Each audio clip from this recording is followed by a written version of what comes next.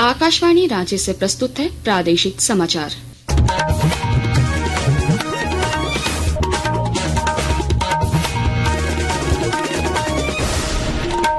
नमस्कार, प्रादेशिक समाचारों के साथ मैं पूजा कुमारी। प्रधानमंत्री गति शक्ति के तहत नेटवर्क योजना समूह NPG की 88वीं बैठक आज सड़क, रेलवे, सूचना प्रौद्योगिकी और मेट्रो क्षेत्रों में बुनियादी ढांचा परियोजनाओं का मूल्यांकन करने के लिए आयोजित की गई। यह बैठक उद्योग और आंतरिक व्यापार विभाग के संयुक्त सचिव E श्रीनिवास की अध्यक्षता में हुई। बैठक का मुख्य उद्देश्य प्रधानमंत्री गति शक्ति राष्ट्रीय मास्टर प्लान PMGS NMP के तहत बहु मॉडल कनेक्टिविटी और लॉजिस्टिक दक्षता को बढ़ावा देना था।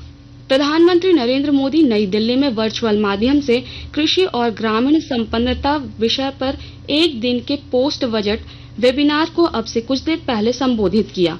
इस कार्यक्रम में झारखंड के सभी 24 जिलों के हितधारक भी ऑनलाइन माध्यम से जुड़े। अपने संबोधन में श्री मोदी ने कहा कि कृषि सेक्टर का विकास और ग्रामीण इलाके की समृद्धि सरकार की श्रेष्ठ प्राथमिकता है।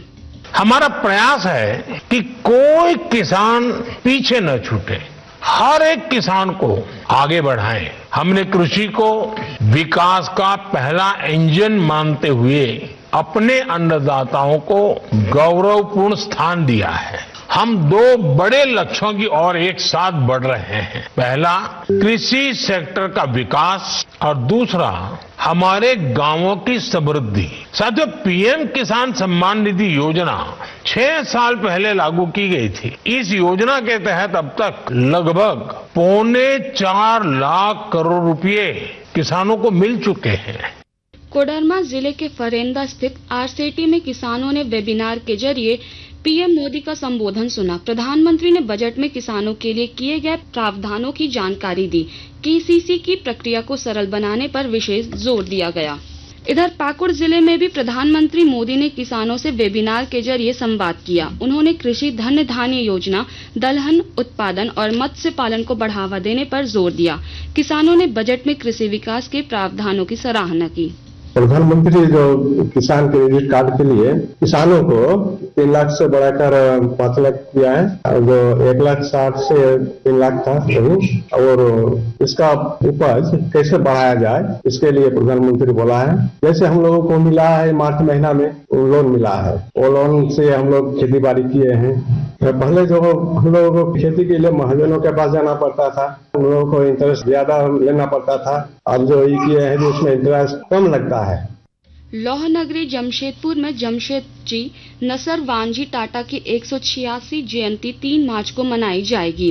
टाटा सन्स के चेयरमैन N चंद्रशेखरन भी इस कार्यक्रम में हिस्सा लेंगे। मौके पर टाटा स्टील UISL के प्रबंध निदेशक ऋतुराज सिन्हा और सीनियर महाप्रबंधक डॉक्टर RK सिंह भी मौजूद थे।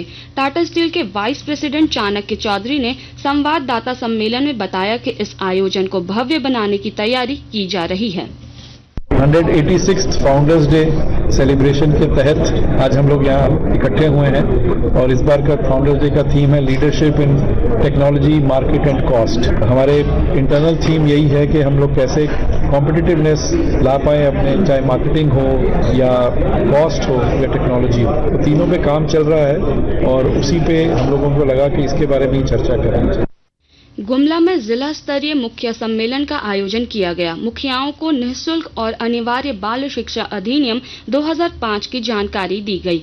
नई शिक्षा नीति के तहत 3 से 18 वर्ष के बच्चों को स्कूली शिक्षा से जोड़ने पर जोर दिया गया। सम्मेलन में मुखियाओं को उनके कार्य और दायित्वों से अवगत कराया गया।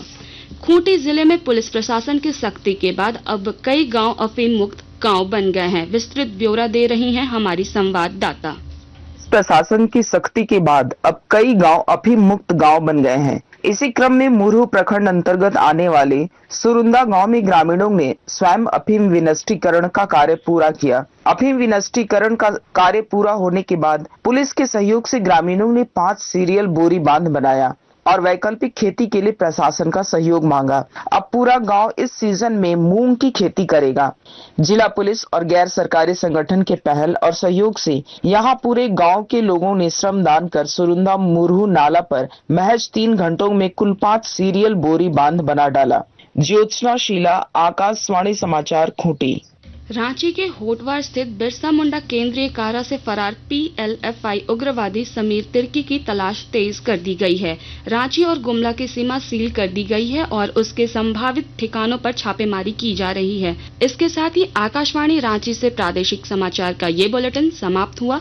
अगला प्रादेशिक मुख्य समाचार शाम 4 बजे प्रसारित किया जाएगा। नमस्कार।